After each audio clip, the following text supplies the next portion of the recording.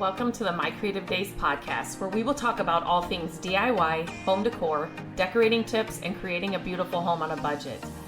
I am hoping our time together will spark a creative idea, help you plan your next DIY, or inspire you to finally tackle that project you keep putting off. Grab your favorite cup of motivation and let's chat.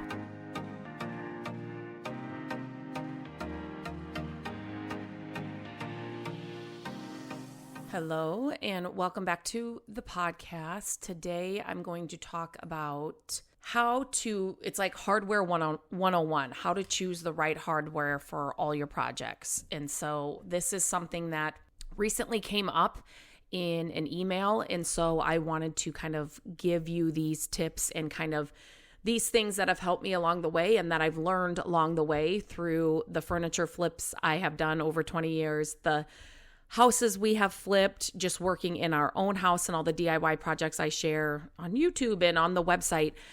These tips are going to save you a lot of money and a lot of stress because sometimes hardware, depending on what it is, it's kind of hard to figure out what is the best option.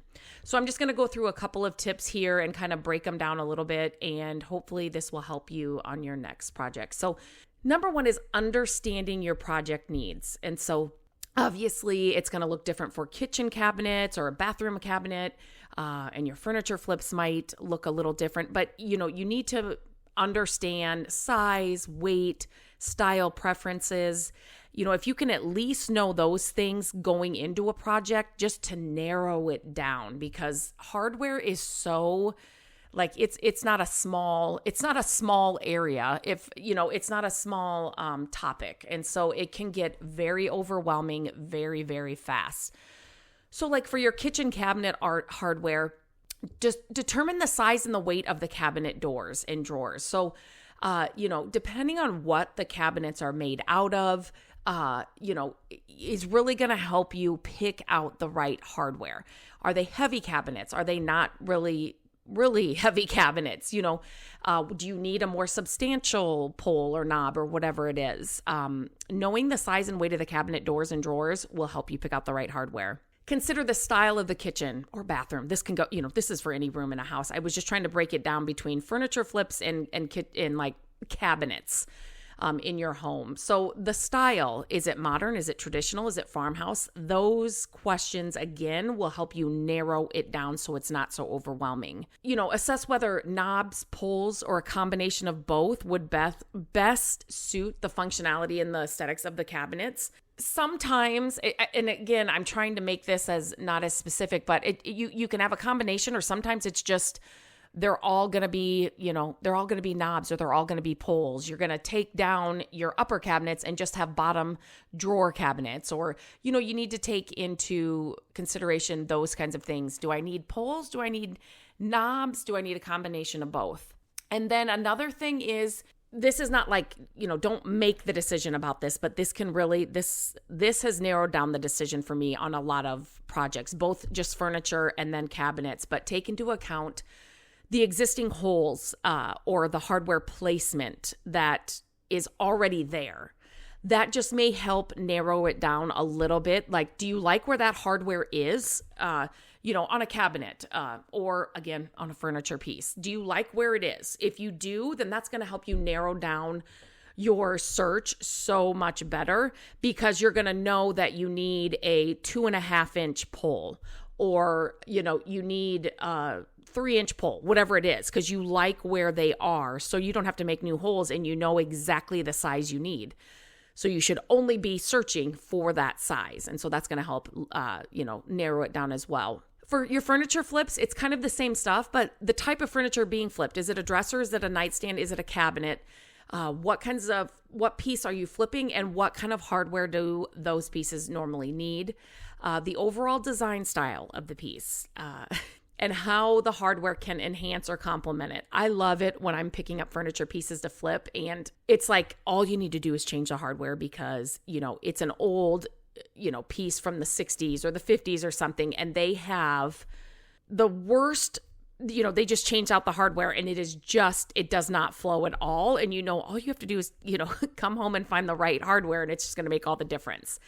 So definitely make sure you're going with the style of the piece when you're choosing your hardware. Again, the size and the weight of the furniture piece, the door do they have drawers, doors? Are they heavy drawers? Are they light drawers? What kind of hardware is going to support that drawer or door, if that makes sense? Okay. And then, you do with a furniture flip, make sure if there are any repairs or modifications that are needed to accommodate new hardware. So if you didn't love where the hardware was going, you are going to have to fill holes and, drill new holes to accommodate new hardware. So just take that into account. But with both, cabinets and like furniture pieces, just step back and say, do you like where they're placed? I'm telling you that right there, that one thing is going to help you narrow it down. It just helps so much. Okay, the next thing to think about is functionality. And I know some of these are going to be kind of overlapping. So like the ease of use, durability, maintenance requirements that when you're selecting hardware for kitchen cabinets, drawers, or doors. So like in your kitchen, it's so funny, but whenever I am picking out, especially for like cabinets in a house, I like to actually put the drawer pulls or the little knobs. I just did it in our dining room cabinet. I want to put them in my hand as if I'm opening a cabinet. Does that make sense?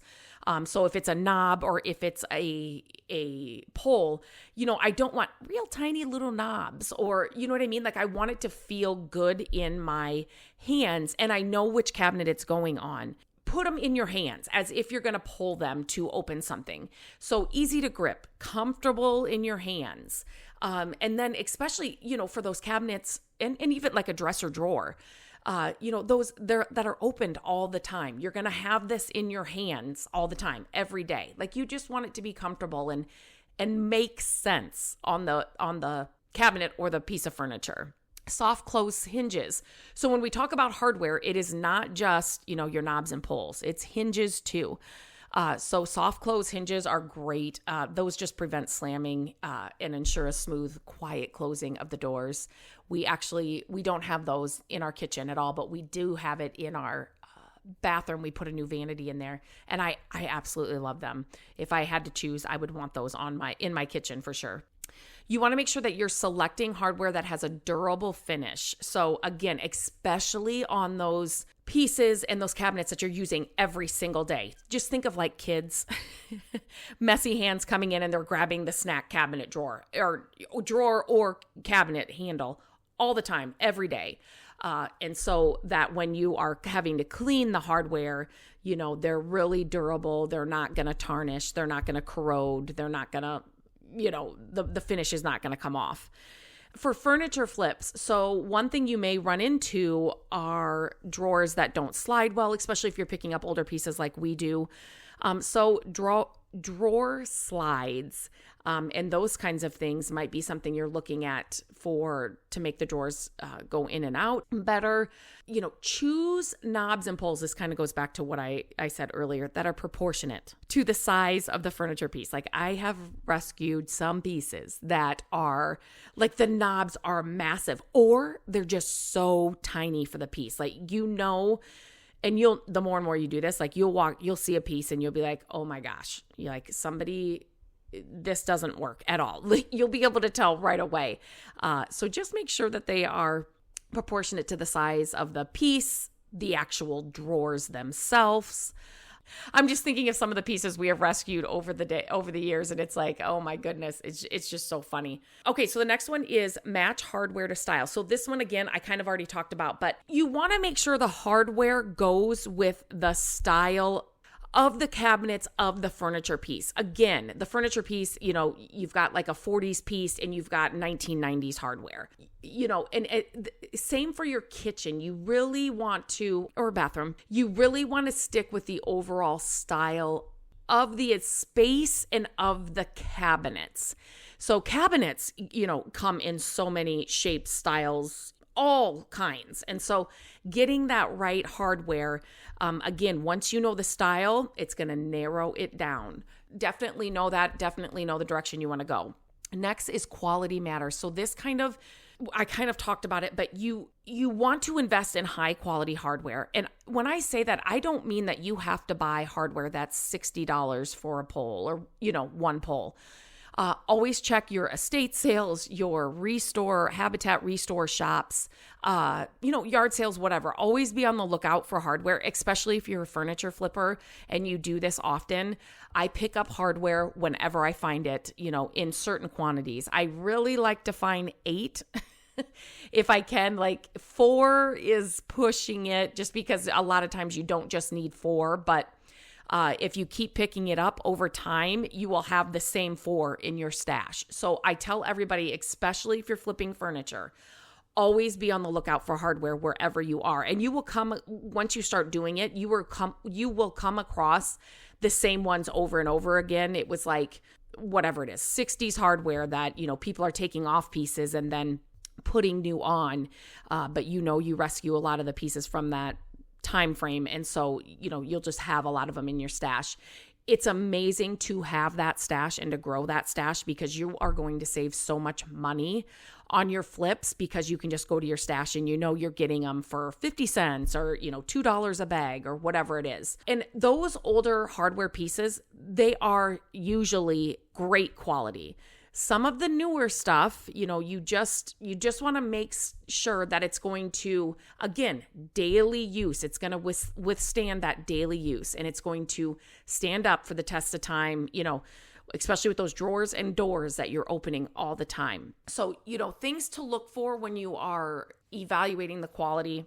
Definitely number 1 is the weight. If you have a really lightweight pole or something, is that really going to stand up for a long, long time? Construction, and then, durability that we talked about. So definitely take those into account. So the next one is explore hardware options. So there are so many options available, from knobs and poles, hinges and drawer slides and all the things, right, that are under hardware. There's the poles that kind of come over the top of the drawers. Do you know what I'm talking about? They just kind of like lay on the top of the drawer itself and then come out.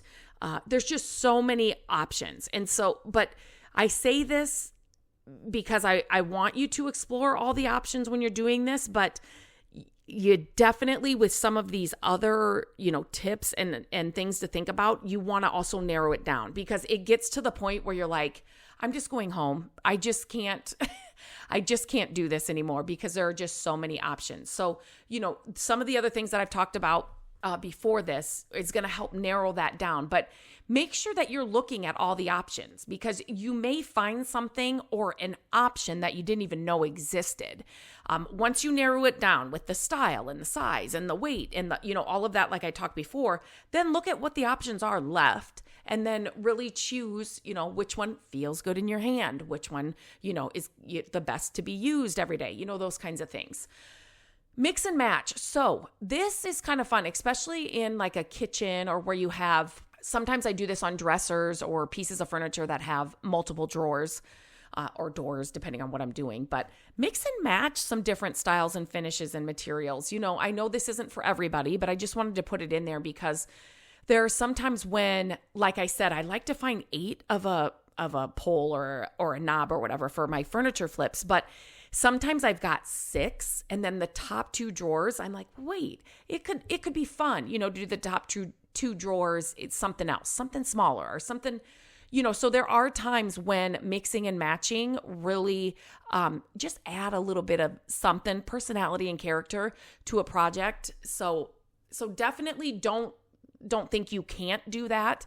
Like I said, sometimes it's easier to do it on a furniture piece where it's not like you're going to add I shouldn't say that, because I've seen a lot of them and they really look cool, where you have different knobs and different poles in a kitchen. But I see it more and more with like a furniture flip or a smaller DIY project.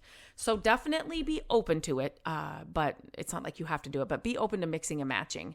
This next one, I kind of already talked about: test before committing. if there's any way, if you're going to a store, sometimes they will have the hardware on things, right? So they may have it on like a dummy cabinet door or a drawer or something.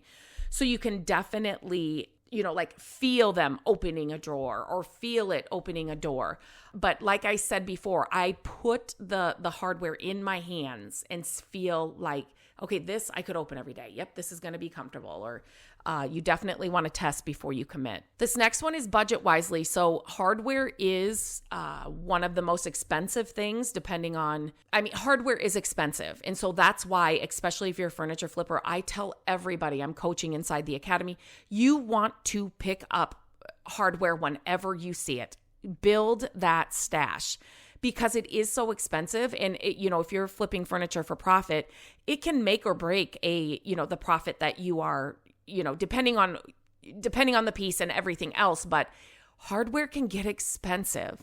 So budget wisely, you want to allocate a specific portion of your project budget to hardware expenses, and you want to prioritize the essential items first, right? Like as hinges, drawer slides, those kinds of things you need for the cabinet or the drawer to work properly, right? Those, before you can even open it, the actual hinges have to be on it to open it, or the slides have to be there to open the drawer. So another thing that helps, consider purchasing hardware in bulk, which it does.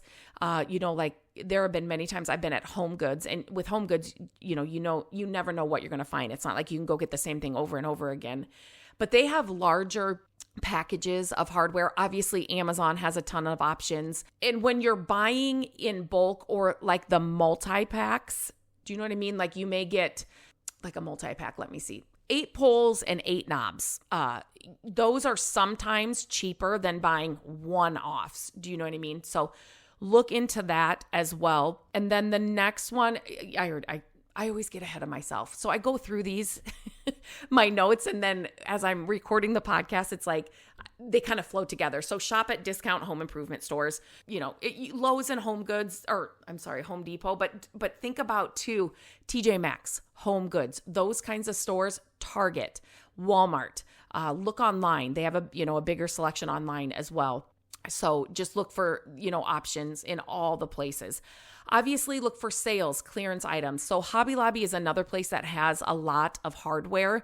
I don't really shop there for anything else, but except for, I guess, like crafting things or things like that. But when we were redoing the dining room cabinets, that's where I went to just kind of, I started my search there. I actually did I did choose some there, but I just kind of wanted, all of the hardware is out.